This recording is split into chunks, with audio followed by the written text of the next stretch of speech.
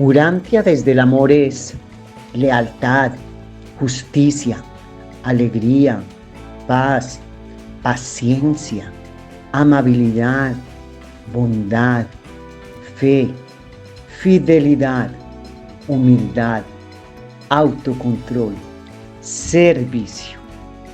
Bienvenidos a esta reunión.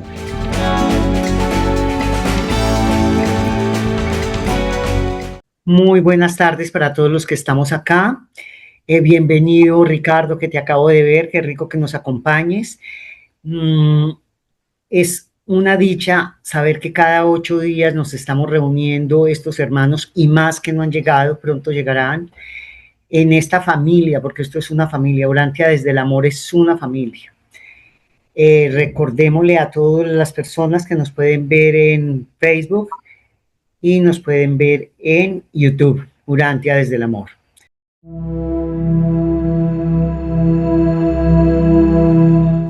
Amado Padre Celestial, fuente eterna de amor, verdad divina, en esta tarde me acerco a ti con un corazón infinitamente agradecido. Gracias, Padre, por el don inmenso de tu presencia viva en mí. Gracias por haber depositado en mi mente un fragmento de ti mismo, una guía silenciosa y fiel que nos acompaña desde lo más profundo de mi ser y me orienta con paciencia infinita en el camino de regreso al hogar. Agradezco tu confianza en mí, tu fe en mi capacidad de crecer, elegir y amar. Gracias por no abandonarme jamás, por habitar en mí aun cuando dudo y por sostenerme incluso cuando no soy consciente de tu acción. Padre amado, te pido orientación para aquietar mi mente y abrir mi corazón, para aprender a escuchar con mayor claridad la voz suave y persistente de tu espíritu residente en mí. Enséñame a reconocer su voz y su guía, para tener pensamientos más elevados, tomar decisiones más nobles y hacer actos de amor sincero. Concédeme la gracia de aceptar tu plan, aunque no siempre lo comprenda, aunque el camino se vuelva estrecho o desafiante. Fortalece mi fe para mantenerme firme, mi confianza para perseverar y mi voluntad para elegir tu voluntad, aún en medio de las dificultades y las pruebas del tiempo. Padre amado, que cada experiencia que yo tengo me acerque más a ti, que cada día sea una oportunidad de aprendizaje y que cada día pueda reflejar un poco más tu bondad, tu misericordia y tu luz en este mundo. Me entrego a tu guía interior con gratitud, con confianza y amor. Sé que no camino sola porque tú me habitas y me conduces paso a paso de regreso a casa. Te lo pedimos en el nombre de tu Hijo Jesús, Miguel de Nevadón. Amén, amén y amén. Gracias, gracias, gracias. Hermosa oración de nuestra compañera Esther, nuestra amiga. Amén. Sí, pero antes podríamos hacer un pequeño resumen de lo que ya hemos estado trabajando en la reunión anterior. Estuvimos trabajando del documento 68 y vimos los capítulos 1, 2, 3 y 4. Por lo tanto, creo que vale la pena hacer el resumen y luego empezamos a leer. Recuerden que esta no es una cátedra, esto no es una conferencia. Solamente lo que hacemos es tratar de ilustrar y ampliar algunos conceptos que están en lo que estamos leyendo. Por lo tanto, su participación es muy importante. Tomen nota de lo que les genera curiosidad o lo que les genera inquietud, porque de eso depende que tengamos una muy dinámica reunión, porque es que la participación de todos ustedes, desde las diferentes ópticas, desde las diferentes maneras de ver y de pensar, es lo que nos enriquece a todos. Inicialmente estuvimos viendo en el capítulo 68 un aspecto que se llama la socialización protectora. Esta socialización protectora habla justamente de la cooperación reacia. ¿Cómo así que la cooperación reacia? Habla de que muchas veces el ser humano se reúne en colaboración más por el miedo o por beneficios prácticos para enfrentar los diferentes problemas de la naturaleza. Por lo tanto, esa misma cooperación reacia, esa falta de atracción fraterna natural, es lo que Urantia se pregunta, que ¿cuál es la dificultad que hace que nosotros no tengamos una hermandad universal? Pues justamente esa falta de atracción fraterna natural, que es la que dificulta a nivel cultural y la que nos dificulta a todos. Afortunadamente tenemos una intervención de guías externos, entre ellos el ajustador de pensamiento, que nos ayuda a superar esta falta de atracción natural que tenemos los seres humanos, que nos hablaba de este primer capítulo acerca de ese miedo que fue el que nos generó la unión. El segundo fragmento o el segundo capítulo habla de los factores del progreso social y identifican el hambre, el deseo sexual, la vanidad y el temor a los fantasmas como uno de los factores más importantes por los cuales el hombre se impulsó a organizarse y a vivir en comunidad. Por eso la civilización es una estructura extremadamente compleja, nacida básicamente de los impulsos como son el hambre, el sexo, la vanidad, el temor, y que esos nos han hecho reunirnos en lo que llamamos cultura, y por eso cuando los valores se van perdiendo en la sociedad es porque hay un deterioro de la familia, y eso es lo que nos lleva enseguida dentro de los factores sociales que tenemos acá, estos cuatro, que es lo que destaca Urantia, como los que impulsaron a estar todos reunidos en sociedad. Y estos factores del progreso social, por ejemplo, habla del rol fundamental de la familia. Y este rol fundamental de la familia se representa como el grupo más importante socialmente hablando, porque ahí es donde se aprenden los valores, ahí es donde se resuelven todos los problemas y es donde se crea la verdadera paz entre los diferentes miembros de la sociedad.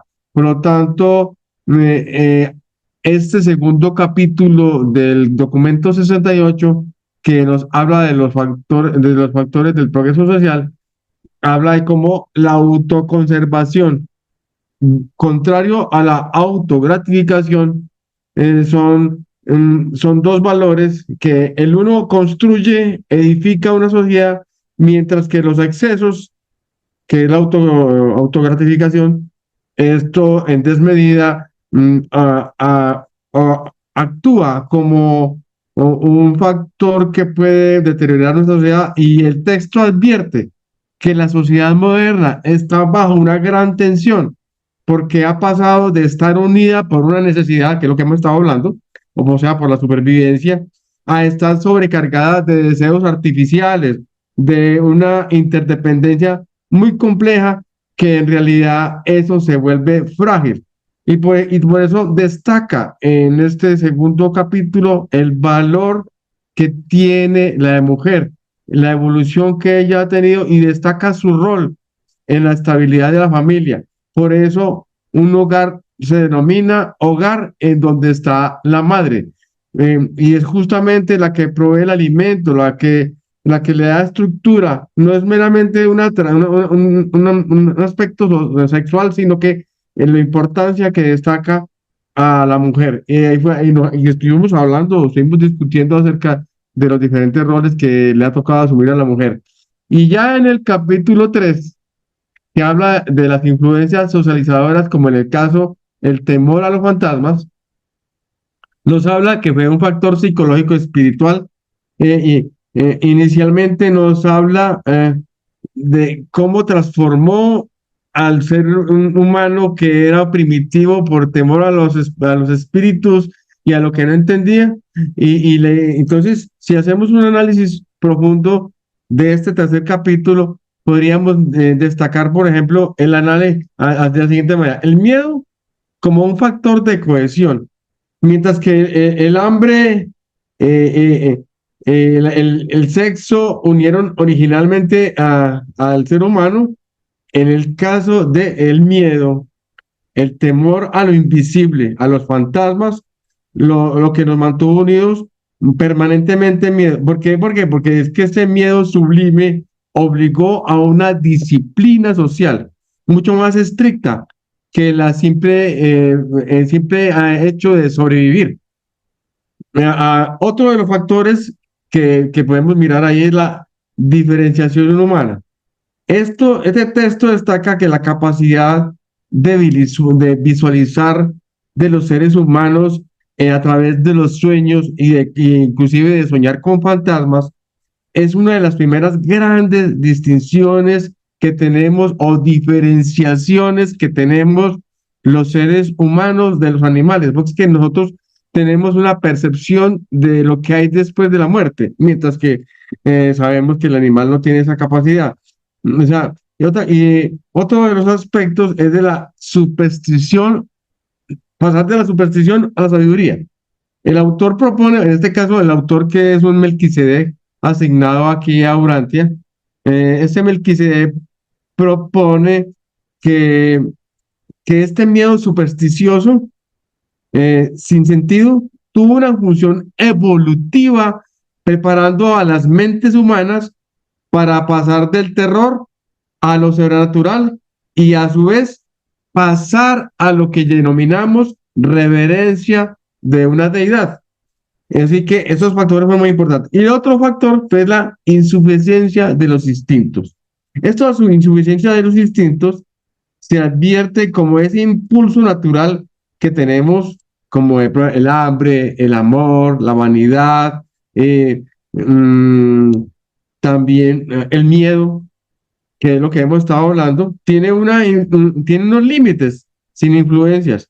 Pero en el caso de la revelación espiritual, y específicamente, por ejemplo, nosotros los conocedores de Urantia, podemos hablar de las enseñanzas de Jesús y tal vez de otras enseñanzas que lo que han hecho es que provocan ese impulso del ser humano a terminar las tensiones, a intentar vivir en paz, o si no, pues todo el tiempo estaríamos en conflictos. Por eso la paz en este documento nos habla que es una adquisición cultural. La paz como adquisición cultural, el texto sostiene que el ser humano no es pacífico por naturaleza, que la tendencia a la paz es un logro, es un derivado básicamente del aporte cultural e incluso de las religiones reveladas, de la religión revelada, que es la que estamos hablando nosotros, de Urantia y la religión que nos revela a todos, como una experiencia acumulada del ser humano, de tal manera que aprendemos a vivir en paz. Y el último capítulo que estuvimos analizando, que fue el 4, que habla de la evolución de las costumbres establecidas, habla de que las costumbres y las tradiciones son un hilo conductor de la civilización que surgieron como un mecanismo inconsciente de supervivencia y de control, o sea que reforzados obviamente por el temporal sobrenatural, para dar la estabilidad a la sociedad, lo cual solo puede progresar mediante una evolución gradual de esta norma, evitando revoluciones radicales que podrían ir en riesgo de su sistema. Vea, este cuento que nos está explicando ahí, podríamos hablarlo más fácil, como por qué la función y temor a los fantasmas refuerza el castigo al miedo, a los antepasados, se cristalizó también como una costumbre. Por ejemplo, mire, el temor a los fantasmas fue un generador de costumbres, de normas para impedir que estos muertos volvieran a molestar a los vivos, y por eso se generó una ética, una religión que impidió inclusive normas y reglas que garantizaban la continuidad de estas tradiciones. Luego evolucionó a una revolución, la evolución y la revolución versus revolución. El autor, en este caso el Melquisedec, sostiene que la supervivencia de una sociedad depende de la evolución progresiva de las costumbres, de experimentar y de adoptar obviamente ideas mejores, porque en la medida que vamos experimentando mejores ideas, esto nos va generando una mejor calidad de vida Entonces se van adoptando costumbres que casi siempre hay costumbres bárbaras, que fueron y cambiando poco a poco a medida que vamos creciendo como sociedad. Y habla también del papel de la selección social. Ese papel habla de la civilización, va progresando y va, a medida que va teniendo mejores ideas y que va abrazando nuevos cambios progresivos que son útiles para las diferentes normas de convivencia que tenemos, las circunstancias y ante todo de sobrevivir. Entonces, en esta evolución de las costumbres establecidas, va habiendo como un desarrollo paulatino a medida que vamos avanzando como grupo social y esto es lo que nos facilita avanzar. Si el miedo es lo que nos reunió inicialmente, ahora la cultura es la que nos convoca. Vamos enseguida a leer el capítulo 5 que habla de las técnicas de la tierra y el arte de la manutención y en ese capítulo 5 para que lo analicemos entre todos. Técnicas de la tierra, las artes de la manutención. La tierra es el escenario de la sociedad, los hombres son los actores. El hombre ha de adaptar constantemente su forma de actuar para ajustarse a las condiciones de la tierra. La evolución de las costumbres depende siempre de la relación hombre-tierra. Lo antedicho es cierto, a pesar de lo difícil que sea discernirlo. La técnica de la tierra, del hombre o las artes de la manutención, más su nivel de vida es igual a la suma total de las costumbres populares. Las costumbres establecidas. La suma total de la adaptación del hombre a las exigencias de la vida es igual a su civilización cultural. Las primeras culturas humanas surgieron a lo largo de los ríos del hemisferio oriental y hubo 4 grandes etapas en la marcha progresiva de la civilización, a saber: número 1. La etapa de la recolección. La coacción del sustento, el hambre, indujo a la primera forma de organización industrial, las filas primitivas de recolección de alimento. Algunas veces la marcha de tal fila de hambre podía medir 15 kilómetros según atravesaba el terreno recogiendo los alimentos. Esta corresponde a la primitiva etapa nómada de la cultura y es el modo de vida que siguen los bosquimanes de África hoy en día. 2. La etapa de la caza. La invención de las armas le permitió al hombre convertirse en cazador y así ganar considerable libertad de la esclavitud del sustento. Un andonita listo que se había magullado gravemente el puño en combate encarnizado descubrió el concepto de emplear un palo largo a manera de brazo y una piedra dura, atada a la punta con fibras, a manera de puño. Muchas tribus independientemente hicieron descubrimientos de esta índole, y estas distintas formas de martillo representaron un gran paso de avance en la civilización humana. Hoy en día algunos aborígenes australianos no han progresado mucho más allá de esta etapa. Los hombres azules llegaron a ser cazadores y tramperos expertos. Cercando las aguas de los ríos, apresaban abundante pescado y desacaban el excedente para el invierno. Muchas formas de ingeniosos cepos y trampas se empleaban para atrapar las presas, pero las razas más primitivas no cazaban los animales grandes. Número 3. La etapa del pastoreo. La domesticación de los animales hizo posible esta fase de la civilización. Los árabes y los aborígenes de África figuran entre los pueblos pastores más recientes. La vida pastoral ofreció más alivio a la esclavitud del sustento. El hombre aprendió a subsistir de los réditos de su capital, el incremento en sus rebaños, lo cual brindó más tiempo libre para la cultura y el progreso. La sociedad prepastoral fue de cooperación en los sexos, pero la difusión de la ganadería rebajó a la mujer a un ínfimo nivel de esclavitud social. Anteriormente, al hombre le incumbía conseguir los alimentos de fuente animal y a la mujer obtener los comestibles vegetales. Por tanto, al entrar el hombre en la era pastoral de su existencia, la dignidad femenina bajó grandemente. Ella, ella aún tiene que afanarse por proveer las necesidades vegetales de la vida. En cambio, el hombre no necesita hacer más que atender los rebaños para proporcionar una abundancia de comida animal. De este modo, el hombre llegó a independizarse relativamente de la mujer. A través de toda la edad pastoral, la condición de la mujer decayó de forma ininterrumpida. Hacia fines de esta era, ella se había convertido en poco más que un animal humano. Destinaba a trabajar y parir la prole humana, de forma muy parecida a los animales del rebaño. De ellas esperaban que labrara la tierra y produjeran la cría. Tuvieron gran amor por su ganado los hombres de las edades pastorales, tanto más apena que no hubieran desarrollado un afecto más profundo por sus esposas. La etapa agrícola. 4. La domesticación de las plantas fue responsable de esta era y representa el tipo superior de la civilización material. Tanto Caligastia como Adán se empeñaron en enseñar la horticultura y la agricultura. Adán y Eva fueron hortelanos, no pastores. Y el cultivo de la huerta era una cultura avanzada en aquellos días. El cultivo de las plantas ejerce una influencia ennoblecedora en todas las razas del género humano. La agricultura multiplicó más de 4 veces la razón tierra-hombre del mundo. Puede combinarse con los esfuerzos pastorales de la antigua etapa cultural. Cuando se imbrincan las 3 etapas, los hombres cazan y las mujeres labran la tierra.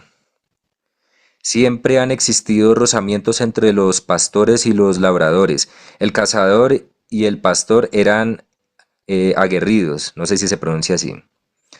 Beligrantes, el agricultor tiende más al tipo pacifista. La asociación con los animales sugiere la lucha y la fuerza.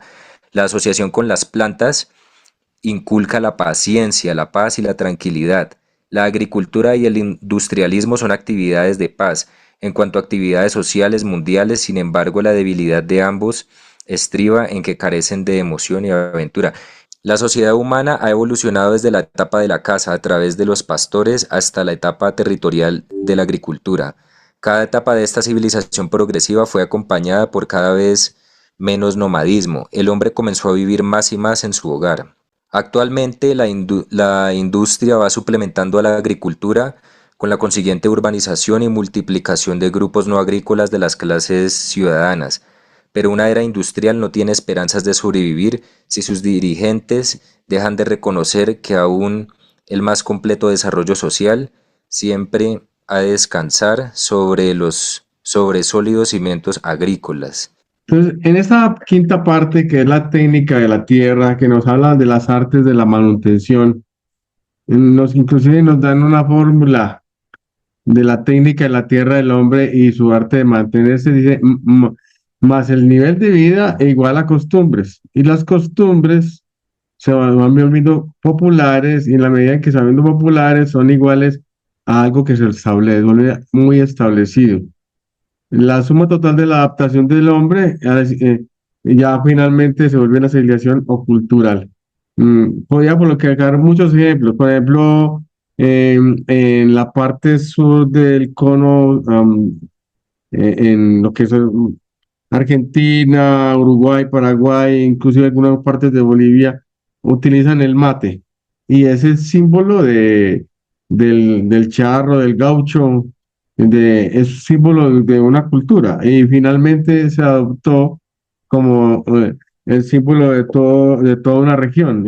Se vuelve algo cultural. Usted ve a un argentino en cualquier parte del planeta y está cargando un termito con su mate.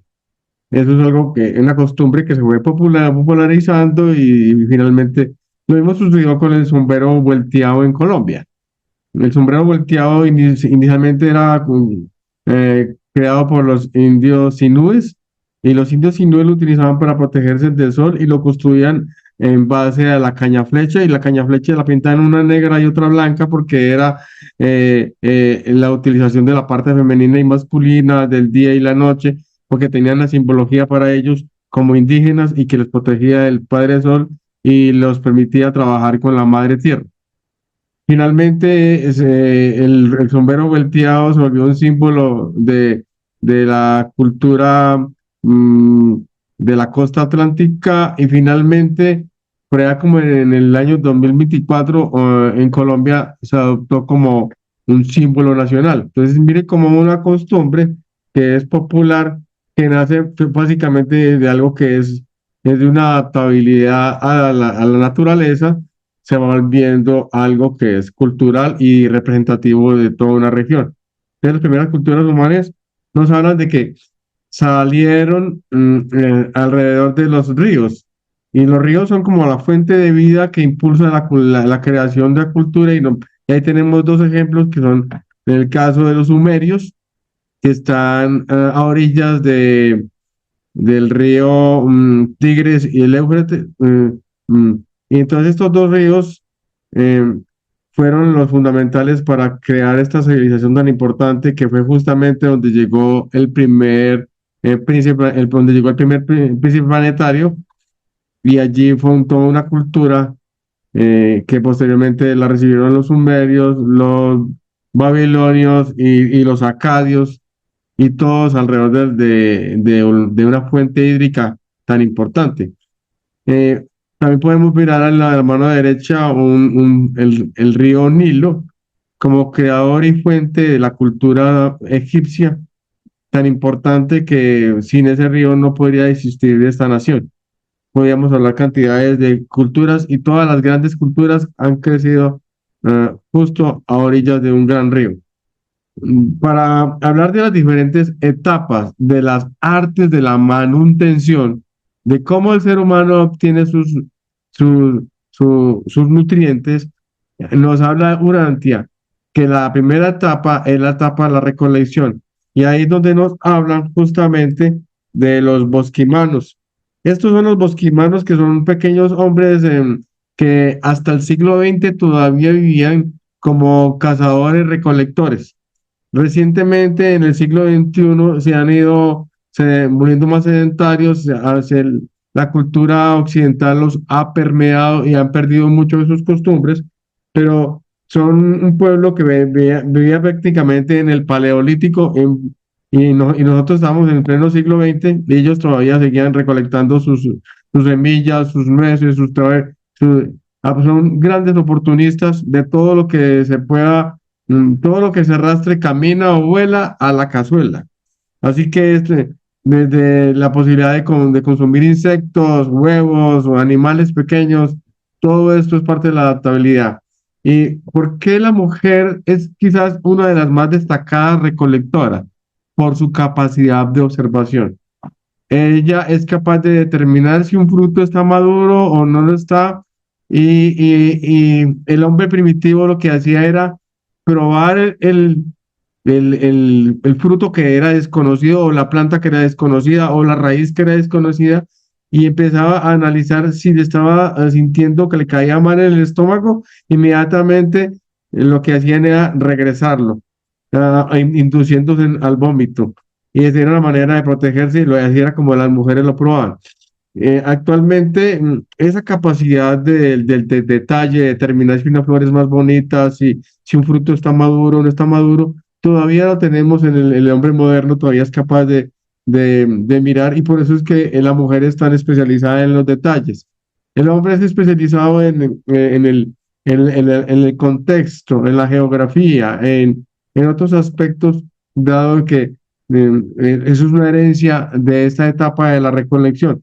La segunda etapa, que es la etapa de la caza, nos habla que en el Neolítico, quizás el Neolítico, que fue el último periodo de la Edad de Piedra, en este Neolítico fue cuando donde aparecieron las estrategias económicas y agrícolas y ganaderas, y sabemos muy bien que los 7 caligastias fueron los causantes de mucha de estas gran revolución que fue llamada la revolución del Neolítico, donde el ser humano pasa de ser un cazador, de ser un recolector a ser un cazador y luego un agricultor. Y la invención de las armas, utilizando en especial el pedernal, y hay diferentes técnicas para utilizar el pedernal como una herramienta, e incluso uno de los más grandes inventos que se creó en esa época, que fue la aguja y el anzuelo para permitir la captura de los peces, fue algo muy avanzado. Otro de los grandes herramientas de esta época de la caza fue, por ejemplo, el hacha el bifaz o hacha de mano, considerada la navaja suiza del Paleolítico, porque como tenía filo por las dos caras y le permitía cortar, perforar, raspar, era muy esencial en el caso de utilizar los grandes mamíferos. Y otro de los grandes inventos de esta época fue la lanza, aunque hay algunos que hablan de que es mucho más antigua, y que le permitió cazar al hombre a una distancia más segura. Pero ahí nos habla Urantia acerca de una herramienta muy importante que fue el impulsor Atlas. Este impulsor, que fue un pequeño pedazo de madera donde se ponen las flechas o las lanzas y le permite con mayor facilidad y con más fuerza arrojar a las lanzas a mucho mayor distancia. Este impulsor eh, es quizás uno de los grandes inventos que el ser humano haya podido tener para la caza, al igual que posteriormente se fueron el arco y la flecha. Se cree que apareció alrededor de algunos 60.000 años más o menos, que permitió pues utilizar proyectiles mucho más pequeños para capturar animales mucho más ágiles, y estos fueron los grandes inventos de esa época de la caza. Y ya en la tercera época, que fue la época del pastoreo, que es la domesticación de los animales, que se hizo posible gracias a la intervención de Bon. Bon, que fue uno de los 100 de Caligastias, trajo la técnica de cómo domesticar eh, cabras, ovejas, vacas, cerdos, y nos habla Urantia que quizás uno de los últimos que se logró domesticar fue el caballo, e incluso nos hablan de unos animales desaparecidos que ya están extintos, llamados los pandores, aves de transporte que les permitían movilizarse de uno a otro lado en el aire. Por lo tanto, el hombre, al entrar en esta época de pastoreo, eh, habló acerca de un progreso muy importante a nivel social, pero también nos destaca cómo se hizo se bajó la dignidad de la mujer, porque bajó gradualmente y a veces era mucho más valiosa una vaca o una oveja que una mujer, porque el hombre degradó a la mujer a este nivel. Por lo tanto, en esta etapa de pastoreo, eh, se perdió mucho valor la mujer como tal, y fuera de eso le tocaba hacer una cantidad de actividades aparte de las del hogar. La cuarta etapa, que es la etapa agrícola, que es la domesticación de las plantas, eh, en ese tiempo, eh, en la época de Caligastia, se enseñó la domesticación de las plantas, y lo primero que se domesticaron fueron los granos como la cebada, el arroz, el mijo, y otros pastos cercanos, porque en realidad las plantas más domesticables fueron los cereales, que de ahí se sacaron las harinas. Por lo tanto, Caligastia fue uno de los primeros que a través del grupo de los 100 enseñó la domesticación de estas plantas, y después Adán y Eva terminaron de enseñar las diferentes técnicas de agricultura. Y recordemos que en esta época fue cuando se hizo la aplicación de sistemas de riego para utilizar las tierras más fértiles y los lodos de los ríos como abono, y así tener excedentes agrícolas. Y por lo tanto, esta etapa agrícola fue la que transformó la humanidad, que la pasó de ser un simple recolector a ser un cultivador. Y entonces, fue quizás uno de los mayores avances que ha tenido la humanidad. Entonces, la sociedad humana ha evolucionado desde la etapa de la caza, a través del pastoreo y finalmente a la agricultura. Cada etapa de esta civilización progresiva fue acompañada cada vez menos nomadismo, ya éramos más sedentarios, y se comenzó a vivir y formar el hogar. El hogar como un aspecto muy importante que es el que vamos a hablar más adelante en el análisis que estamos haciendo de este documento. Tocaría ya la parte cultural. Hola, Nubia, ¿cómo estás? Saludamos, sí, señora Nubia, Esther. Esther, hicimos tu oración. Nos hiciste falta al principio. Tatiana, bienvenida. Juan, gracias por tu lectura. Y como sabemos, ¿alguien tiene alguna pregunta? Perfecto, Nubia, adelante. Qué bien, Nubiecita. Adelante. Muy buenas noches, muchas gracias, Jotica. Me encanta oírte. Es que tengo una inquietud ahora oyéndote esas etapas.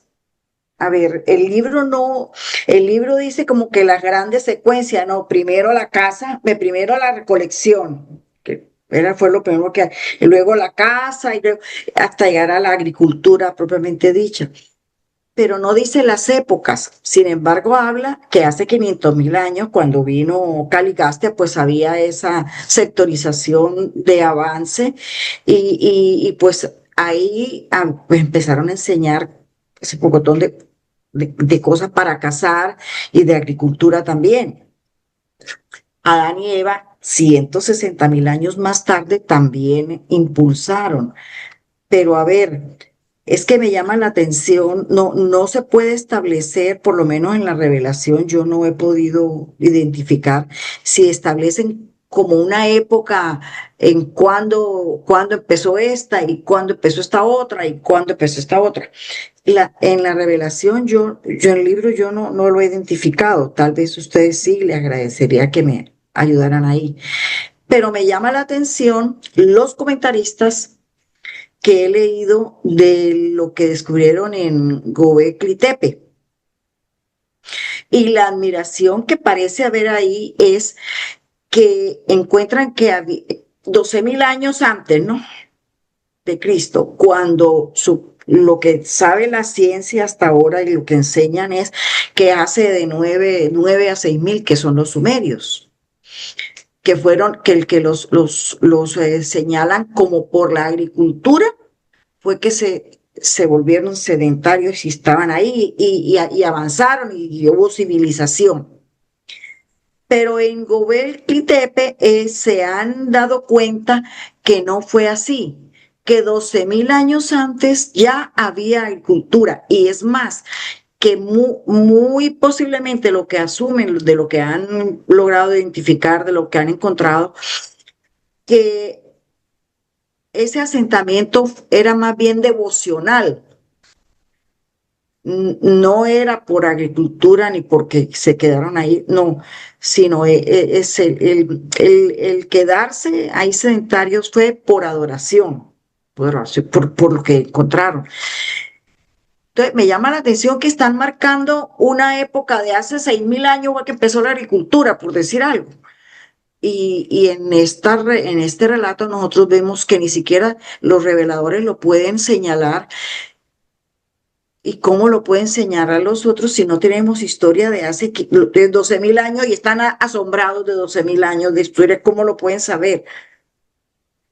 Esta es la Tienes pregunta. razón, Nuria, tú tienes toda la razón. Mira que Göbekli Tepe en Turquía es considerado el templo, el centro cultural más antiguo que hasta ahora hemos a Sí, nivel arqueológico destacado, porque es que habla aproximadamente, como tú lo dices, de 12.000 años, o sea que este yacimiento arqueológico es anterior a la agricultura, sí, anterior a la escritura, sí, reescribió la historia de todo lo que conocemos y lo que teníamos establecido como tal, porque estamos hablando que ahí se demuestra que los cazadores recolectores se organizaron mucho más antes, formando estas estructuras monumentales de piedra caliza, e incluso muchas de ellas tienen bajorrelieves de animales que en este asentamiento arqueológico uno puede evidenciar increíbles, son estructuras monumentales, circulares, y su antigüedad, hay algunas que son mucho más antiguas que inclusive que las pirámides de Egipto. Entonces, este descubrimiento que tú manifiestas pone en tela de juicio todos los análisis históricos que se han hecho, en especial de lo que se llama la oficialidad como tal, y por eso es que Göbekli Tepe fue declarado Patrimonio de la Humanidad, porque estas excavaciones apenas se ha excavado escasamente el 10% de lo que yace ahí, dado que los que lo construyeron, lo que hicieron fue taparlo, volverlo a tapar completamente y lo taparon y así se conservó y por eso es que sabemos mucho de, de, de lo que sabemos hasta ahora es muy poquito, pero en realidad valdría la pena hacer una corroboración entre las fechas que plantea Urantia y las fechas que plantea la historia, porque es que mire que se ajustan mucho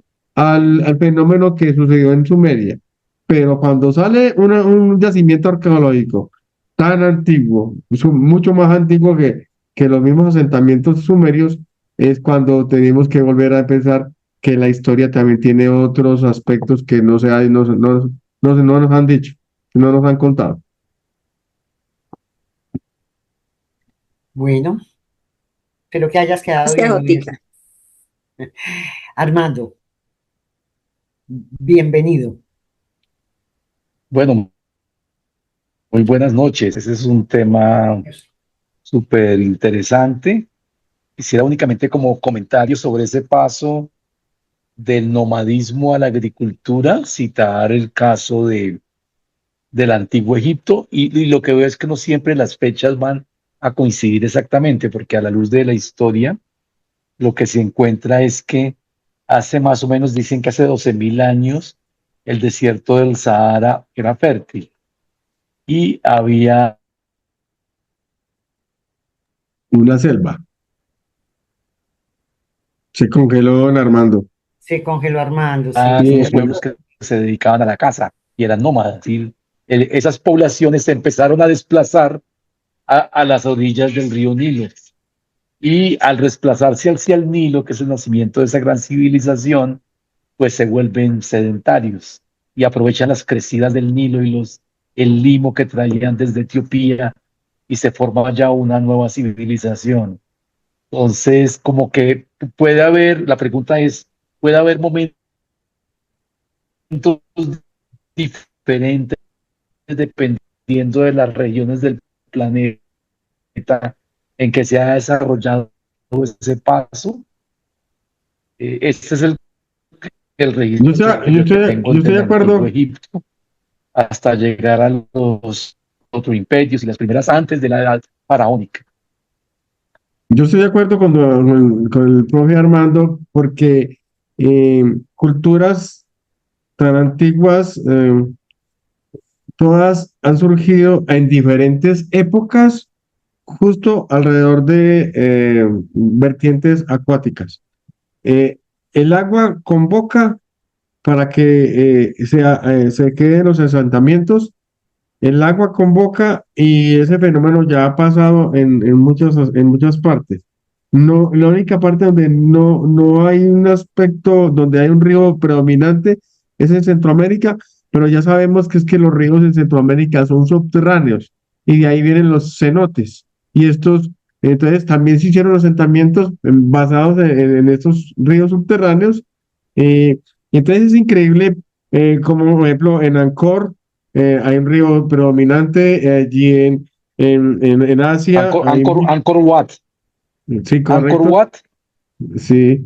Entonces, sí, es como que el ser humano siempre ha sido atraído por asentarse justo, y de hecho las grandes ciudades actuales están alrededor de un río, como el lugar que nos convoca y que genera civilización. Entonces, tienes toda la razón, Armando, cuando planteas que se pueden dar diferentes épocas de los asentamientos, no son en una sola época para una sola humanidad, sino que de acuerdo al desarrollo de cada grupo social, se van buscando dónde asentarse y los mejores lugares para asentarse es donde hay agua potable y donde haya buena casa. Y entonces eso es algo que es natural en el humano.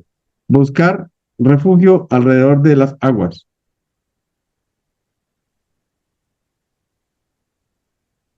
Donde a Marcelino va a hacer un aporte. Em, Armando, ¿quedaste bien? Vamos a bajar la manito. Seguimos entonces con Marcelino. Marcelino, adelante. Gracias, Angelita. Un gran abrazo para los que no había saludado. Bueno, mire, simplemente es de acuerdo a lo que comentó Nubia, pero es decir, no hay un detalle exacto de las épocas, cuándo inicia una o cuándo inicia la otra, pero se dice que durante 493.000 años, es decir, durante la primera etapa de la humanidad, la tendencia era cazador, cazador. Y que cuando se produjo la revelación epocal hace medio millón de años, en la llegada del príncipe y el grupo corpóreo, entonces introdujeron la agricultura. Ahí se comenzó no solo la domesticación de animales, sino también la agricultura. De manera pues que eso generalmente se produjo en la civilización, perdón, o las agrupaciones, las tribus que estaban cerca de Dalmacia, cerca del Golfo Pérsico, de manera que el resto pues seguían con la caza, ¿no? Luego eso siguió surgiendo, ese apogeo en la agricultura y en la domesticación de animales, hasta que hubo la rebelión de Lucifer, unos 300.000 años, hasta hace unos 200.000 años. Y lamentablemente por este tipo de situación planetaria, eso comenzó a decaer y los reveladores indican que volvieron a la casa gran cantidad de seres humanos. Entonces se fue diluyendo lo que fue la agricultura y se fue diluyendo lo que fue la ganadería y por supuesto la domesticación de animales, excepto en ese sector donde se encontraba Van y Amadón, que por lo menos trataron de mantener, aunque sea en cierta parte del planeta, la cultura anterior. El resto, pues, había vuelto a la casa. Y dar a entender que la recuperación nuevamente de esa agricultura y de esa domesticación de animales para la ganadería se vuelve a reinaugurar en la época de Adán y Eva.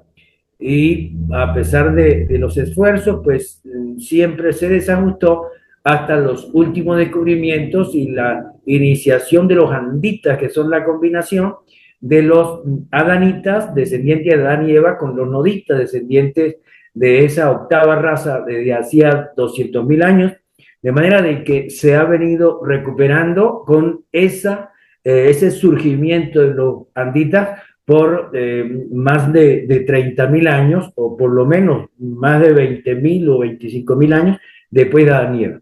Eso es más o menos lo que dicen los reveladores, y también afirman que en esas técnicas de construcción y en otras técnicas se fue diluyendo y se fue disminuyendo, incluso hoy día no se tiene claro. Yo, por ejemplo, como ingeniero civil, no he escuchado una técnica convincente de cómo se construyeron, por ejemplo, la pirámide de Egipto, la gran pirámide esta de Egipto. Entonces, dicen ellos que el hecho de la mezcla racial, lamentablemente, debilitó una serie de técnicas y costumbres y formas de trabajar avanzadas que existían unos 5 o 6.000 años antes de Jesucristo. Quería compartir eso, Angelita. Gracias, Marcelino, muy completo. Y a modo de comentario, la casa continuó durante toda la época de la humanidad, incluso hasta ahorita, hasta el finales del siglo XIX y principios del XX, todavía se cazaba en nuestros pueblos. Y yo recuerdo a mi abuelo que era cazador, y hasta mi papá sí lo acompañaba. Entonces, en esta cultura paisa donde yo vivo, que en esto que es lleno de montes, era costumbre de ir a buscar el complemento porque no había tanta abundancia de alimentos y había que ir a buscar la comida del monte. O sea que eso como que es un instinto que ha perdurado durante muchísimo tiempo. Mm. Melinda, Gracias, Jotica. Antes de darle el paso a Melinda, vamos a saludar a Byron Uribe, a Byron que acabó de llegar, Byron Uribe, y a Tatiana que no la habíamos saludado, mi Jotica. Ahora sí, Melinda, tu pregunta. Buenas noches. Bueno, yo soy como novata en la información.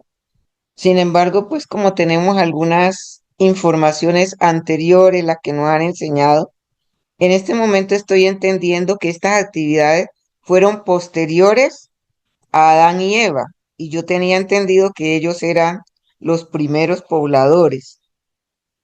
Entonces era como para resolver esa duda, ¿no? mm, a ver, ¿por dónde empezamos? ¿Por dónde empezamos? Para nosotros, los que hemos estado estudiando Urantia, sabemos que los primeros pobladores que hubo en la humanidad fueron dos seres muy rudimentarios, fruto de una evolución larguísima. Mire que en la Tierra primero existió en las condiciones físico-químicas, por lo tanto, había que tener un ambiente mineral para que se florecieran las plantas. Después de que se establecieron las plantas, llegaron los animales, entre ellos los peces, luego los anfibios, los reptiles, y los reptiles llegamos a lo que tenemos como los mamíferos, y entre los mamíferos los lemures, y de los lemures surgió una pequeña familia homínida, y estos homínidos, los primeritos que hicieron conciencia de ser homínidos y dieron lugar a la raza humana, los llamamos Andón y Fonta, porque significan el que es parecido al padre y el que es parecido al hijo. Andón y Fonta como las dos primeras familias iniciales, y esa familia generaron todos los andonitas y una cantidad de nuevas familias humanas llamadas los Anguí, y posteriormente, eh, cuando la Tierra tenía alrededor de unos 500 millones de seres humanos de diferentes cepas raciales, llegó un príncipe planetario, y este príncipe planetario nos ayudó a entender cómo era la agricultura, la ganadería y la cultura como tal. Y ellos se unieron a la rebelión de Lucifer, y fue todo un problema. Y posteriormente, tratando de conservar la cultura, dos líderes muy importantes que sobresalieron de esa rebelión, que fueron Van y Amadón, establecieron un segundo jardín, y en ese segundo jardín llegaron los elevadores biológicos. Estos elevadores biológicos los denominamos los Adanes y los Evas, y que vinieron a ayudarnos no solamente con su cultura, sino con su genética. Por eso, quienes somos lectores del libro de Antia sabemos que posterior a Adán y Eva hubo todo un desarrollo cultural, pero ya antes de ellos había existido toda una propuesta muy importante denominada los 100 de Caligastias. Bueno, eso es toda una historia que hay que leer y investigar, pero que para que quede resuelta tu inquietud, Adán y Eva para nosotros son una segunda revelación. ¿Y por qué es una segunda revelación? Porque es una segunda información que no teníamos. Y esa información hace crecer a la humanidad. Por eso se llama revelación. Revelación es la información que hace crecer a la humanidad y la impulsa material y espiritualmente. La primera fue esa de Caligastias, ese fue el que llegó aquí como un revelador. Y el segundo revelador fueron Adán y Eva, y que ambos participaron de la rebelión, y por eso hemos tenido tantos problemas en la comprensión de lo que es en la evolución social y física, que es la que estamos analizando en este momento. En el documento 68 estamos analizando cómo la humanidad ha pasado por diferentes etapas, por diferentes épocas, y entre ellas hemos estado todo el tiempo asistidos, ayudados a través de diferentes revelaciones. Es una Bueno, historia muy larga, muchísimas pero es que gracias. para servirte. Muy amable. Pero Muchas te invito gracias. hay mucho que leer y mucho que estudiar todavía. Sí, Ok. pues para mí es totalmente nueva la información, por eso hice la pregunta. Muchas Sí, gracias, muy amable. no, No, y a ti muchas gracias por permitirnos acompañarte y estamos para eso, para servir. Muy brevemente, Gracias, Angelita, muy gracias. brevemente, disculpe, muy brevemente para que quede completamente clara, además de toda esta explicación interesante que le dio J. Musa, estimada Mélida, tenemos 9 razas en la humanidad, 9. Antes de Adán y Eva, existieron 8 razas en total, 8. Y eso abarcó un periodo de 962.000 años. De manera pues, alrededor de 960.000 años. De manera pues que Adán y Eva vinieron, se pudiera decir, esta mañana, que fue hace 38.000 años. Y constituyen la 9ª raza de la humanidad, estimada Meli. Eso quería agregar, estimada Angelita. Perfecto, Gracias, gracias, gracias. Muy amables. perfecto. J. Musa, debido a tu reunión, ¿le alcanzamos a dar final a este documento hoy? ¿Estás muteado? Sí, intentémoslo, intentémoslo. Ok. Para todos le pregunto porque él tiene una reunión urgente, entonces estamos haciendo esta reunión breve. Leeré. Evolución de la cultura. El hombre es una criatura de la tierra, un hijo de la naturaleza. Por mucho que se esfuerce por escapar de la tierra, en última instancia está destinado al fracaso. De polvo eres y al polvo volverás. Se aplica a todo el género humano al pie de la letra. La lucha primordial del hombre fue, sigue siendo y siempre será por la tierra.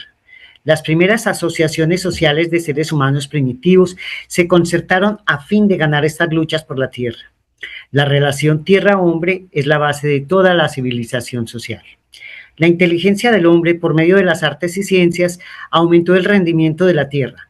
Al mismo tiempo, se pudo frenar hasta cierto punto el aumento natural de la prole y, de este modo, se proporcionó el sustento y el tiempo libre para edificar una civilización cultural.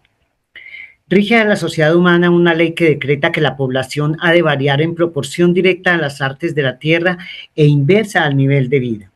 A través de estas primeras edades, aún más que en el presente, la ley de la oferta y la demanda, en lo referente a los hombres y la tierra, determinaba el valor estimado de ambos.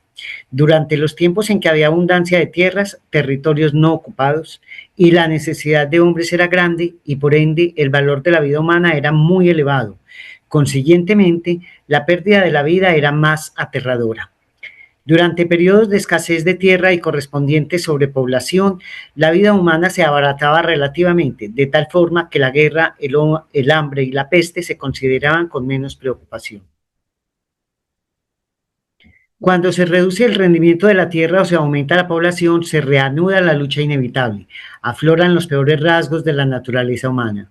La mejora en el rendimiento de la tierra, el desarrollo de las artes mecánicas y la reducción de la población tienden a fomentar el desarrollo del mejor aspecto de la naturaleza humana.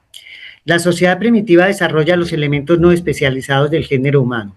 Las bellas artes y el verdadero progreso científico, conjuntamente con la cultura espiritual, han prosperado más en los centros poblados más grandes, siempre y cuando estuvieran respaldados por una población agrícola e industrial ligeramente por debajo de la razón tierra-hombre. Las ciudades siempre multiplican el poder de sus habitantes para el bien o para el mal. Los niveles de vida siempre han influido sobre el tamaño de la familia. Cuanto más alto el nivel de vida, más pequeña la familia, hasta el punto de estabilización de crecimiento o extinción gradual. A través de las edades, los niveles de vida han determinado la calidad de una población sobreviviente en contraposición a la mera cantidad. Los niveles de vida de las clases locales dan origen a nuevas castas sociales, nuevas costumbres establecidas. Cuando los niveles de vida se complican demasiado o llegan a ser demasiado lujosos, no tardan en convertirse en suicidas. Las castas son el resultado directo de fuertes presiones sociales debidas a la intensa competencia producida por la densidad de la población. Las primeras razas a menudo recurrieron a prácticas destinadas a restringir la población. Todas las tribus primitivas mataban a los niños deformes o enfermizos. A las recién nacidas las mataban frecuentemente antes de la época de la compra de las mujeres para esposas. Algunas veces se estrangulaban los hijos al nacer, pero el método predilecto era el del abandono. El padre de gemelos solía insistir en que se matara uno de los dos, pues se creía que los alumbramientos múltiples resultaban de la magia o de la infidelidad. En general, sin embargo, a los gemelos del mismo sexo se les perdonaba la vida. Aunque casi fueron universales estos tabúes acerca de los gemelos, nunca formaron parte de las costumbres establecidas de los andonitas. Estos pueblos siempre consideraron a los gemelos como augurios de buena suerte. Muchas razas aprendieron la técnica del aborto y esta práctica llegó a ser muy común después de establecerse el tabú del parto entre las solteras.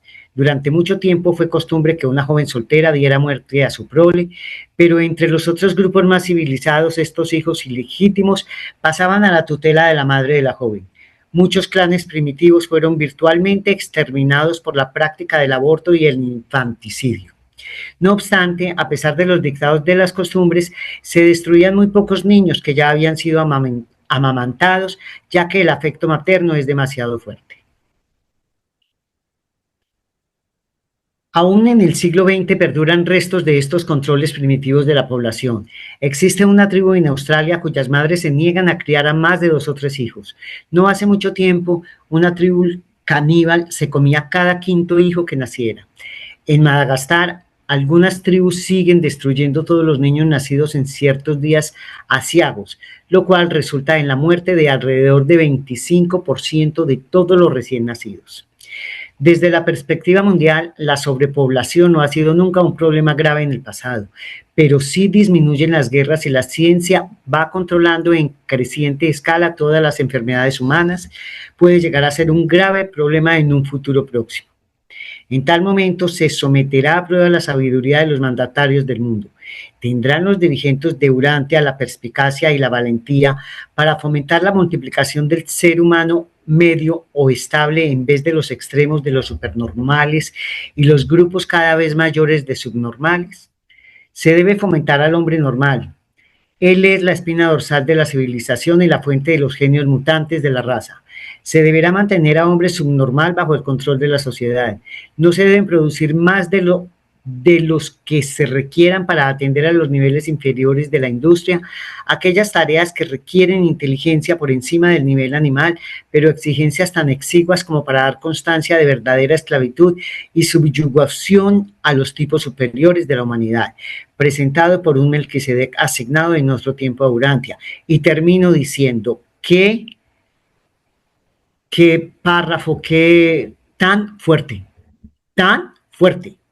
Sí, es que es muy fuerte porque estamos hablando de la evolución de la cultura y por eso es que el libro de Gandhi se pregunta si somos capaces de continuar en la evolución de la cultura. Y mire que la cultura evolucionó a partir del Neolítico, vimos la revolución que se hizo más posteriormente, la revolución neolítica. En el Neolítico se hizo varias revoluciones, entre ellas ya vimos la de pasar de caza y la recolección a la agricultura y el sedentarismo. Hablamos de 11 o 12.000 años, y luego pasamos a la edad de los metales, donde logramos conquistar el bronce y el hierro. Fue muy difícil, mire que nos cuenta Durantia que fue muy difícil enseñarle a los humanos a dominar el metal porque el fuego era considerado un dios, entonces era muy difícil trabajar con ese dios. Éramos en la edad moderna y tecnológica, es la que tenemos en este momento y la que nos engloba justamente, y habla ahí esta parte, habla del nivel de vida, que rige una ley que justamente el nivel de vida del ser humano deriva de la directa proporción que hay entre la Tierra y que está inversamente proporcional, que esta idea es muy ligada a un pensamiento de Thomas Malthus, que es un filósofo quien advertía que si la población crecía más rápido que la capacidad de producir comida, pues sobrevendría el caos. Sin embargo, la tecnología y las artes han logrado hasta el momento retrasar ese tipo de caos, porque se imaginan ustedes que en la medida en que uno tiene un pastel más grande, pues puede darle un pedazo más grande a cada uno. Entonces, pero si se requiere una rebanada más grande para cada uno, y esto se llama calidad de vida. Por lo tanto, en este momento, la rebanada que se llama planeta Tierra, durante muchos tiempos esta abundancia ha sido muy abundante y los territorios de la humanidad los han ido ocupando poco a poco. Entonces las necesidades del hombre han ido creciendo, por lo tanto el valor de la vida humana, en la medida en que hay muchos recursos naturales, es muy importante. Pero si hay pocos recursos naturales y hay mucha sobrepoblación, entonces entramos a un valor mucho más bajo de la vida humana y por eso es que generan las guerras, las hambres y deriva en una cantidad de calamidades. Por eso se dice que el valor de la vida humana cambia. Y cuando reduce el rendimiento de la tierra, que es lo que nos está hablando este capítulo 6, nos habla de que si aumenta la población, genera una cantidad de problemas que llamado la superpoblación y ahí nos alberga un problema que tenemos en este momento, porque es que mire que pasamos de 4.000 millones a en solo 50 años, ya somos 8.000 millones y se cree que para el año 2050 seremos 9.000 millones de habitantes. Esto es un problema que puede generar en lo que nos advierte Urantia, que hay un deterioro, una baja del valor de la vida. Y lo bueno es que en estos conglomerados humanos, las bellas artes y el verdadero progreso científico, incluso también el desarrollo cultural y espiritual, ha progresado mucho más donde hay poblados grandes, siempre y cuando pues estén respaldados por la agricultura, como quien dice, en las ciudades funcionan bien si tenemos campesinos que puedan proveer a estos conglomerados humanos. Y cada día vamos a ver más grandes ciudades, pero entonces ahí es donde vamos a ver los problemas de lo que es el aporte del campesino hacia las ciudades. Entonces, este nivel de vida del que nos plantea este capítulo ha influenciado mucho también en lo que es la familia. La familia como que es el punto que establece justamente el crecimiento de la humanidad, de la población. Mire que mm, si hablamos en un ejemplo, para que entendamos más fácil, eh, entre más nivel de vida existe, más alto, pues suelen ser las familias mucho más pequeñas. Y hablamos del costo de oportunidad en el caso social, porque en las sociedades desarrolladas el tiempo dedicado a la crianza compite con lo que es el desarrollo profesional, con el personal. El costo tiene que ver con que yo necesito primero desarrollarme a nivel profesional para poder tener hijos. La mayoría de las mujeres y de los hombres ahora prefieren primero dedicarse a la preparación y educación de ellos y finalmente piensan en la familia.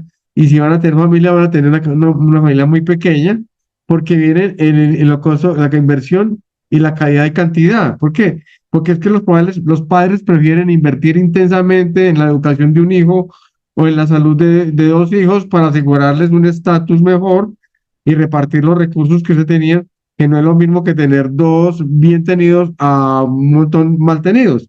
Entonces, la reducción de la mortalidad infantil que históricamente se ha tenido como muchos hijos, la probabilidad de sobrevivir, bueno, que decían que cuando llegaba un niño llegaba con la arepa bajo el brazo, decían los paisas, y ellos tenían familias hasta 18 hijos o más. Entonces, era la posibilidad de que entre más hijos se aseguraba la supervivencia al menos de alguno de ellos. Entonces, pero mire que en la medida en que la sociedad va evolucionando, llega la seguridad social y la seguridad social asegura la salud y la jubilación y en las sociedades y en los ecosistemas actuales se busca justamente que el empoderamiento femenino eh, las mujeres tengan mayor educación superior, que, que integren el mercado laboral y pues de esta manera hace que también se reduzca la fertilidad. Y es por eso es que en la medida en que una sociedad va evolucionando y va creciendo, va reduciendo su tasa de natalidad. Vi que en Colombia se llegó hasta hace muy poquito a casi que al crecimiento negativo, porque en Colombia se ha ido reduciendo la tasa de la natalidad, se está envejeciendo la población y en la medida que hay mucho más población vieja, pues obviamente va a generar más problemas económicos porque no hay quien sostenga la salud y las pensiones. Se dicen que inclusive que en 20 años la población colombiana dejará de crecer. Por lo tal, el país alcanzará el máximo, o sea, el pico máximo de crecimiento en el 2043 y luego empezará a caer ostensiblemente y toda nuestra población será una población muy vieja y tendremos problemas para sostener toda la parte de la seguridad social. Y entonces cuando una sociedad entra en estos niveles, también puede generar, cuando la vida se vuelve demasiado lujosa, todas las necesidades básicas están ya cubiertas sin esfuerzos. Históricamente el ser humano está diseñado para resolver problemas, para sobrevivir.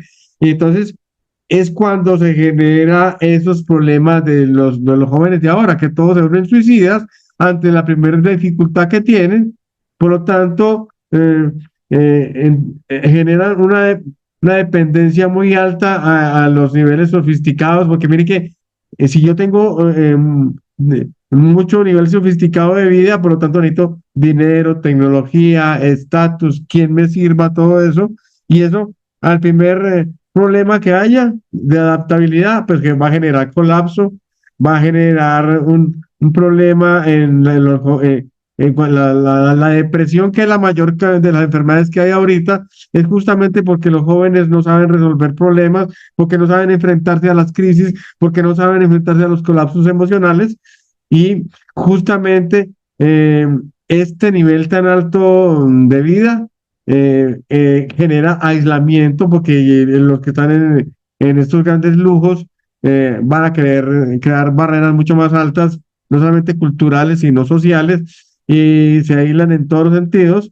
Y esto va generando en la sociedad un cambio que puede ir incluso a la atrofia cultural, a la atrofia poblacional y la atrofia que encamina inclusive a la desaparición. Por eso uno de los grandes problemas que tenemos en la actualidad es la sobrepoblación. La primera razón es las primeras razas recurrieron a técnicas como matar los niños deformes, estrangular a los niños al nacer, o cuando ya aprendieron a manejar el aborto también, pero quizás lo más preferido de todo el hombre antiguo era dejar los niños abandonados. Ellos verán si se crían o no se crían. Entonces, es justamente unas técnicas que evitan la superpoblación. Por eso, en esa última pregunta que plantea el libro Durantia, que tendrían los dirigentes Durantia la perspicacia y la valentía para aumentar y multiplicar los seres humanos a un medio más estable, mire que, o inclusive de controlar los grupos subnormales, esto aborda algo que se llama la eugenesia social sobre el futuro de la evolución humana y sugiere la necesidad de equilibrar la calidad de vida o la calidad poblacional, priorizando la mayoría de los extremos. O sea, el reto complejo de esto consiste en que si nuestros dirigentes, nuestros políticos van a generar una política social de equilibrio de los extremos, y la pregunta busca evitar como la polarización entre las minorías superdotadas o contra los subnormales, el crecimiento de los grupos más inferiores. Entonces esta diferencia social tan impresionante que pregunta Urantia si llegará algún día un dirigente capaz de equilibrar estas fuerzas. No sabemos si lo va a hacer, pero sí plantea Urantia una prerrogativa increíble de cómo cuando hay mucho conocimiento, mucha ciencia, donde se reducen las enfermedades y llegamos hasta la superpoblación, pues esto también nos puede generar un problema social, que la superpoblación como tal, donde ¿Cómo vamos a hacer para controlarla? ¿Cómo vamos a hacer que entonces ahí está la sabiduría de los dirigentes en llegar a un equilibrio de los extremos? Y ese problema que tenemos ya en América Latina de cómo estamos envejeciendo es algo que nos cuestiona cómo vamos a lograr sobrevivir a todos estos problemas que plantea el libro. Así que hay mucho tela de donde cortar. Mm, los dejo para que entre ustedes puedan discutir, porque ya me están esperando en la reunión. Qué pena con ustedes. Muchas gracias. Mi Jotica, a ti mil Chao, que gracias estés por bien. esto Chao, que muchas estás gracias. haciendo, por este amor, por esta queridura. Vete para tu reunión tranquilo y nos vemos dentro de 8 días con Arturo García, México. Muy bien. Abracito. Bueno, entonces le damos Marcelino, le voy a dar, primero antes que tú estaba Byron, ¿sí? Entonces, Byron, adelante. Buenas noches. Un tema muy interesante, el de la evolución de la civilización, y hay un aspecto que hoy quisiera preguntar, y es que las religiones normalmente han dado prioridad al sexo reproductivo, que es como el sexo natural, es el sexo oficial, el permitido en diferentes religiones y culturas. Pero hoy por el tema de la sobrepoblación y por digamos, el desafuero de los sentidos, hay un sexo más recreativo que permite una diversificación sexual impresionante. Y hoy los jóvenes tienen una diversificación que habría que pensar en términos de civilización si estamos evolucionando o involucionando, porque precisamente el tema del sexo recreativo tiene a varias personas que son representativas en la humanidad, controladas, como a Bill Clinton, como como a presidentes de Estados Unidos, como a los grandes de la industria y del comercio, que son los que estuvieron en esas famosas islas y tienen el sexo con menores y sexo no, digamos, no permitido por la legalidad. La pregunta mía es, ¿cómo influye el sexo recreativo en la cultura y en la civilización de un ser que tiende a la perfección y que en esas actividades parece que estuviera yendo en sentido inverso? Ok. ¿Quién puede dar respuesta a esta pregunta de los que estamos, de todos los que están acá? Entonces, Marcelino, ¿será que tú lo haces? Sí, Angelita, tenía otras cositas, lástima que se fue nuestro gran Jota, pero bueno, en todo caso, vamos a darle respuesta a nuestro hermano Byron. Byron. Bueno, mire, con respecto a eso, hermano Byron, definitivamente hay que estar claro en que si uno se conecta con la Biblia tiene una enorme cantidad de aspectos que hacen ver el sexo fundamentalmente como un pecado, como algo malo, negativo, incluyendo en la parte de la familia, porque hay una señora, por ejemplo, hace unos cuantos años que ya falleció casada, una mujer muy moral y tal, me dice ella, o me dijo una vez que cada vez que tenía sexo, pues ya sabía que eso era pecado con el esposo y pues se confesaba con el cura. De manera pues que hay una cantidad de situaciones todavía, pero ya Urantia da a entender que la sexualidad la llama una gran necesidad biológica y dice que es lamentable que hayan solteros y solteras que aunque han hecho todos los esfuerzos para tratar de estar como realmente debería estar con su pareja, con su esposa, su esposo, no han logrado conseguir esa posibilidad para que todas las necesidades emocionales y por supuesto biológicas puedan ser compensadas como la sociedad lo manda.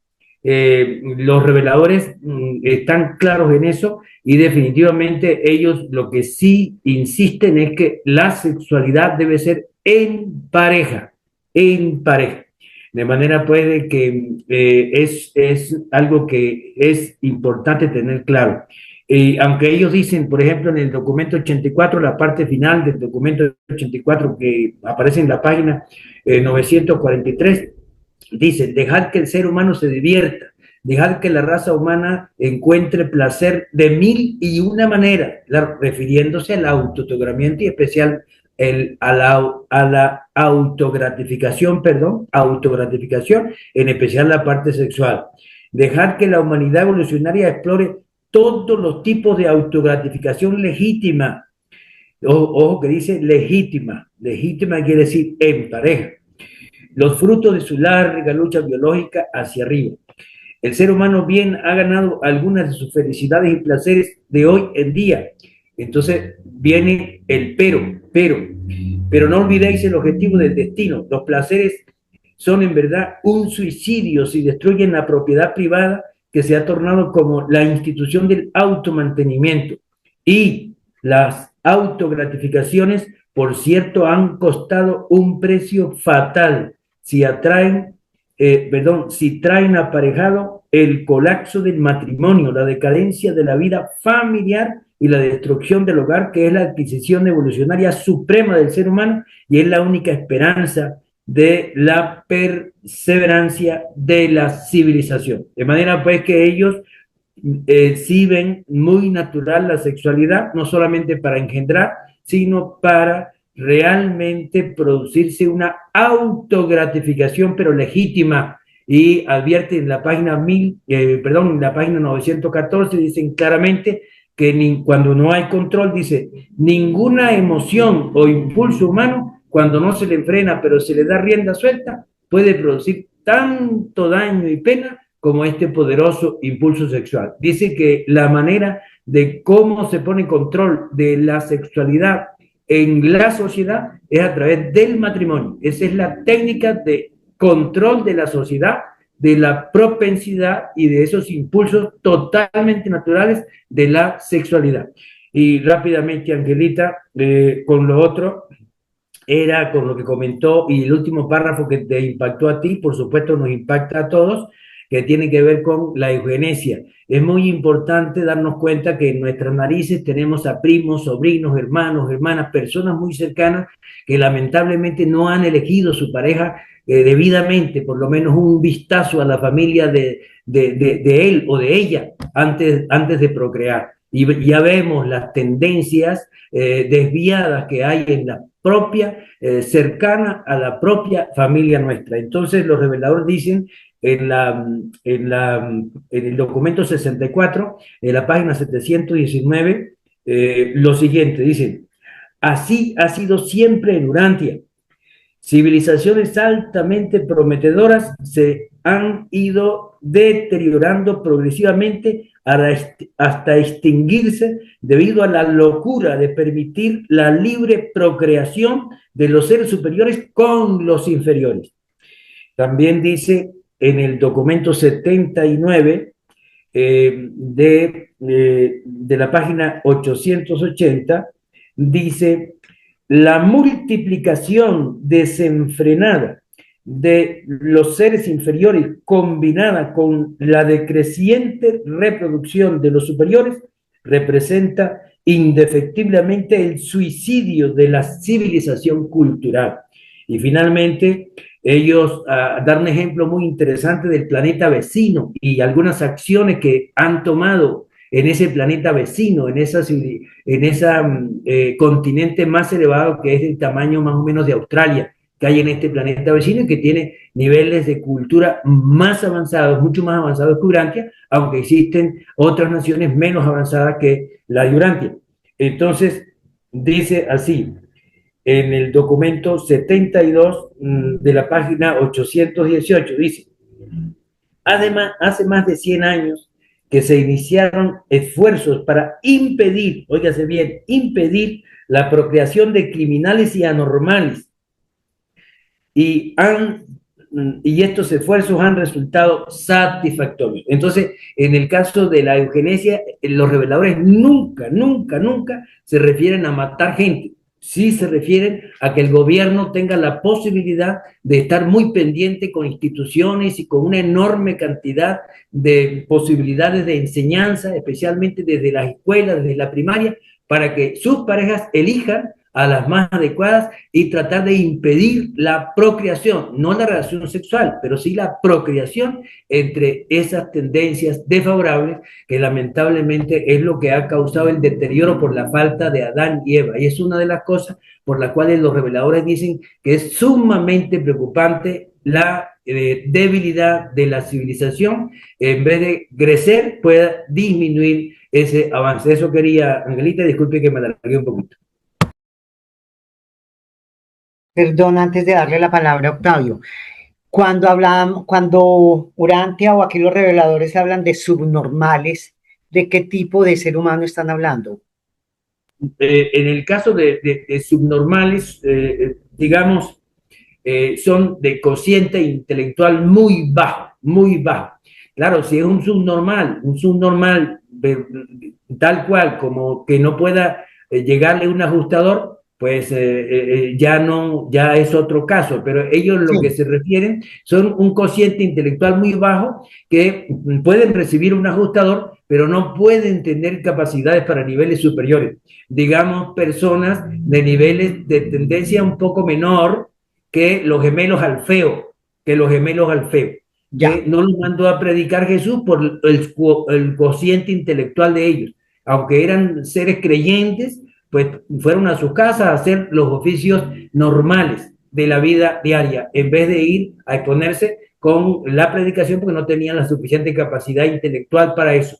Entonces, eso es lo que quiere decir, estimada Angelita. Me queda claro. Gracias, Marcelino. Octavio, tienes la palabra.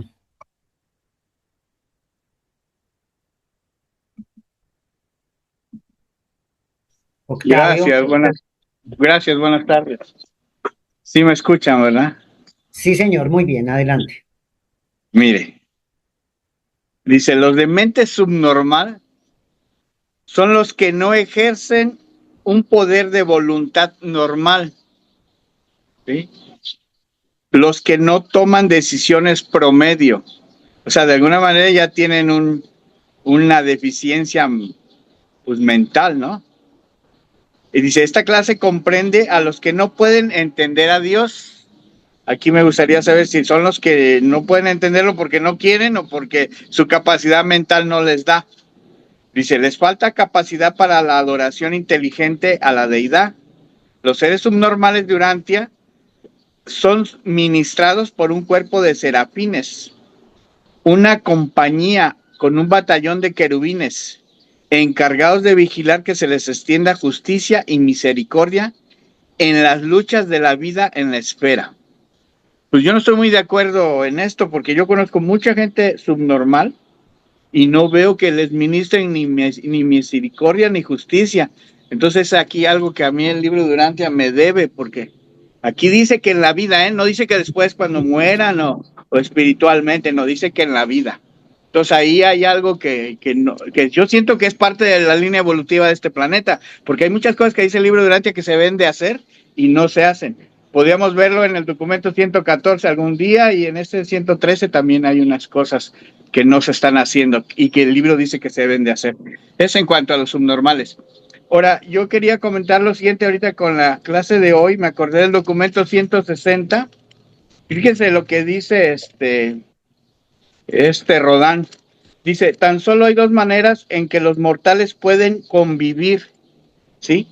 La primera es la manera material o animal, que pareciera que es la que nosotros abunda aquí en Urantia, ¿eh?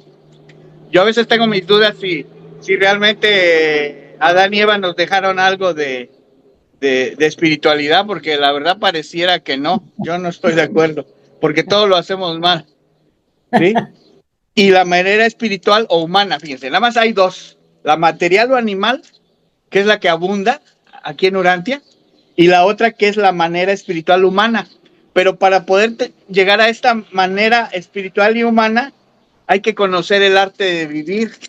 Y por eso son los problemas que tenemos, porque no fuimos educados, ¿no? Nuestros padres no la conocieron, por lo tanto nosotros no la conocemos y ahorita nuestros hijos tampoco lo conocen, ¿sí? Entonces es un problema muy grande que nosotros de algún modo, yo siento que a veces Jesús vino también por eso, porque sabía que esta situación estaba tan grave que dice, pues voy a tratar de llevarles alguna información, pero ellos ya, yo siento que todos los seres celestiales que nos ministran ya sabían que Urantia iba a ser un caos, porque fíjese lo que dice aquí, la madurez social es equivalente al grado en que el hombre esté dispuesto a renunciar a la nueva gratificación de deseos pasajeros e inmediatos.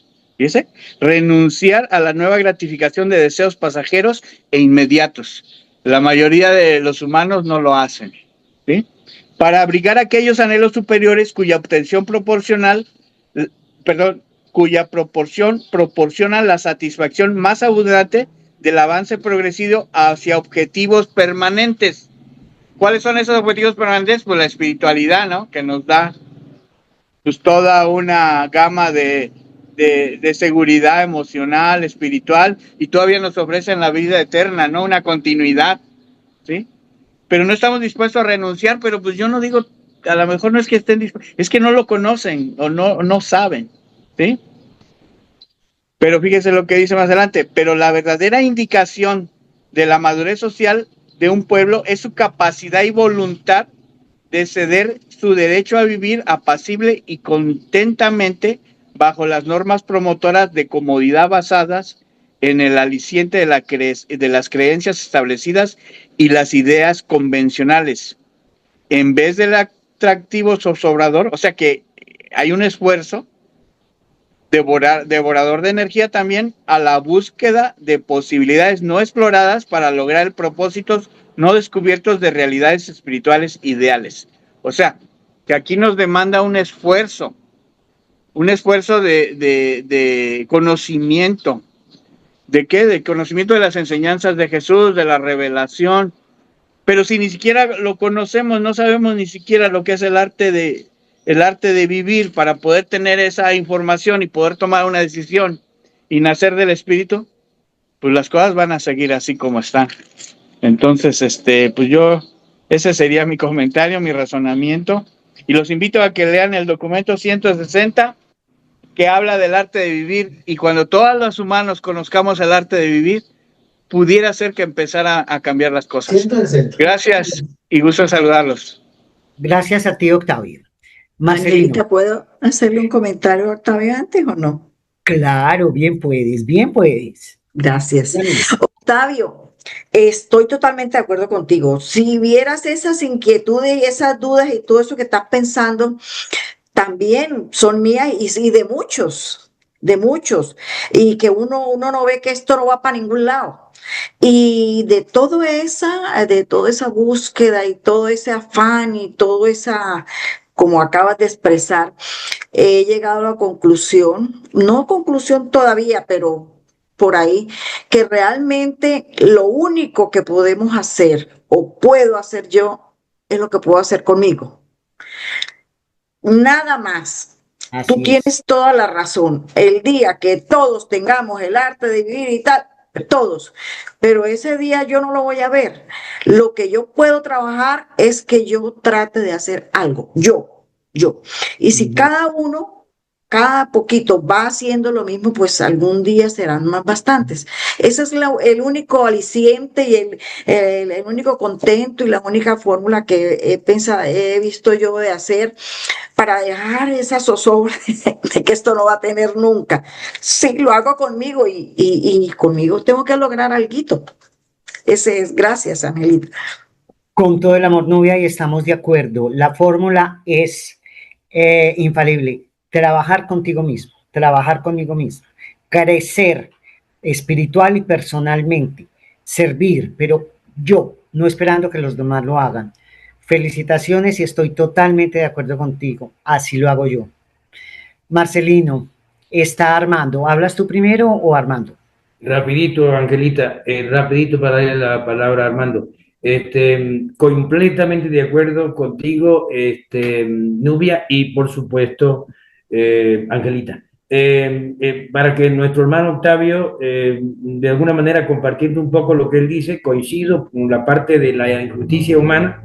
No olvidemos que el planeta está retrasado y hay una enorme cantidad de injusticias en todos los lugares donde pongamos la mirada, hay injusticias, Y tampoco olvidemos que la muerte de Jesús fue por la más extrema injusticia planetaria debido a esa indolencia de la mente humana. Pero en el caso que se dice acá, que hay una compañía con un batallón de querubines encargados de vigilar que se les extienda justicia y misericordia en las luchas de la vida en la esfera, no necesariamente tiene que ver que los gobiernos lo hagan o que lo hagan las personas, porque claro, eso es un objetivo, pero Dios no puede obligar a través de sus seres celestiales a que hagan las cosas los seres humanos.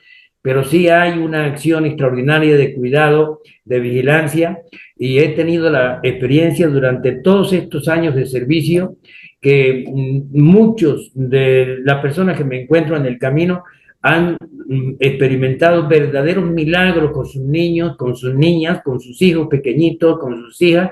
El mismo Aníbal, que comparte con nosotros, dice que no hay manera de poder haberse salvado su hija de un golpe que le hubiera partido el cráneo y se hubiera muerto, sino como una intervención celeste en ese momento.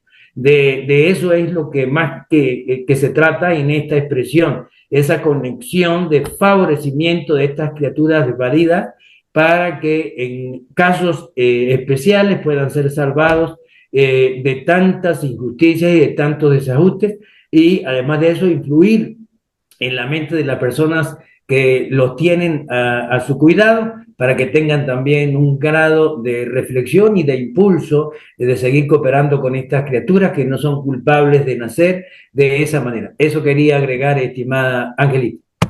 Gracias, Marcelino. Armando. Bueno, yo quisiera retomar un comentario que quedó atrás de manera breve, que es una paradoja tremenda y fascinante. Es el tema de la población humana y los retos de la espiritualidad, porque eso hay que hacerlo como de manera cruzada, ¿no?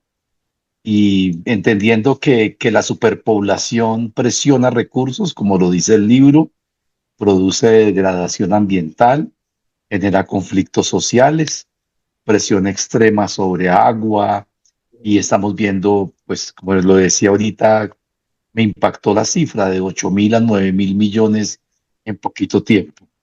Pero también en grandes poblaciones del mundo, el reto del despoblamiento, lo que se llama el invierno demográfico, tasas de natalidad por debajo de los niveles de reemplazo, 2.1 hijos por mujer, y el abandono de pueblos rurales. En este último caso, por ejemplo, el caso de España, donde el principal problema es el despoblamiento, municipios que se están muriendo y quedan con un solo habitante, cómo mantener servicios de salud, transporte en pueblos fantasmas. Pero también el caso, por ejemplo, de China de sobrepoblación, y puso la política de un solo hijo porque pues estaban muriendo de hambre hace 50 años y hoy es un problema y no está asegurada la sostenibilidad a largo plazo por el envejecimiento y no hay tasa de reemplazo. Entonces, ¿cuál es el reto desde la religión? Cuando en algunos casos como el Islam habla de tener muchos hijos y es el gran miedo de Europa, y de la perspectiva de Urantia, que es de administración planetaria, tener un equilibrio en donde la población ideal sería aquella que pueda vivir en armonía con los recursos sin sacrificar la cultura ni el bienestar, y entendiendo la eugenesia, diría yo, en un sentido más natural y ético, para evitar la degeneración de la especie y no pues un sacrificio de poblaciones como pudiera parecer al estilo nazista, para perfeccionar ese vehículo humano de trascendencia. Entonces todos los temas planteados son espectaculares y de una vigencia hoy inmensa. Excelente, excelente, Armando. Mejor dicho, yo no tenía que pensar esta noche, ya me quedó que pensar. Mil gracias. Octavio, por favor, breve, porque ya van a ser las 8 y tú sabes que yo soy muy puntual para cerrar la sala. Adelante. Sí, más que nada sobre la eugenesia, es una especie como lo han dicho ustedes, y yo estoy de acuerdo, inclusive eso se debió haber hecho en la época del príncipe planetario, administrar a los hermanitos que se encuentren en esas condiciones darles una buena vida, una buena atención. Inclusive no me acuerdo qué documento, si es el 67 o el 70, dice que hay que ponerlos hasta trabajar. Pero de alguna manera, a partir de esa administración y de ese buen seguimiento, no permitir que se reproduzcan, que se desarrollen, para que no haya una falsa misericordia como lo hemos tolerado y se han venido desarrollando. Por eso también una de las problemáticas que tenemos en estos tiempos es por esa falsa misericordia que no se aplicó la eugenesia en su momento, que no se administró y no se evitó que este tipo de hermanitos pues siguieran reproduciendo. Y eso es como debió haber sido, y me imagino que cuando se haga, si es que algún día se hace, pues tiene que ser así. No es que vayamos a agarrar y como dijo el hermano, ¿no? Tipos nazis, no. Es todo un procedimiento gradual, pero tiene que haber una línea en que a partir de ahí se empiece a dar ese seguimiento para que se eviten en el futuro. Gracias y gustan saludarlos. Buenas noches. Bueno, a ti, Octavio, gracias siempre a tus intervenciones. Y pues realmente sigo diciendo que me parece un documento, no, esta parte me parece fuerte, brava, pero real, ¿no? Tenemos que estar dentro de la realidad, cosa que no vamos a ver. A nosotros no nos tocará. Es que no nos tocará, Angelita, y lo brava que lo vemos es porque todavía en el planeta no hay esos dirigentes así con esa sabiduría y con esa perspicacia para ver qué medidas toman. Ni siquiera cómo identificar la situación, porque a la sobrepoblación hay que identificarla primero para aplicar una solución, pero no se ha identificado. Entonces, es eso, todavía no es el tiempo. Para mí.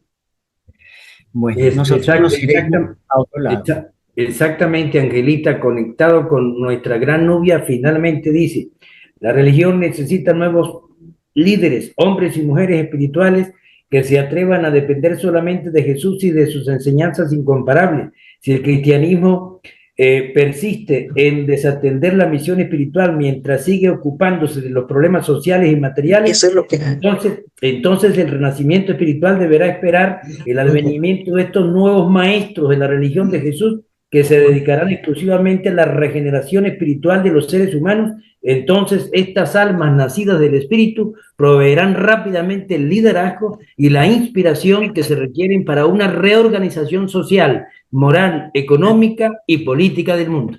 Bueno, entonces quedémonos un momentico, por favor.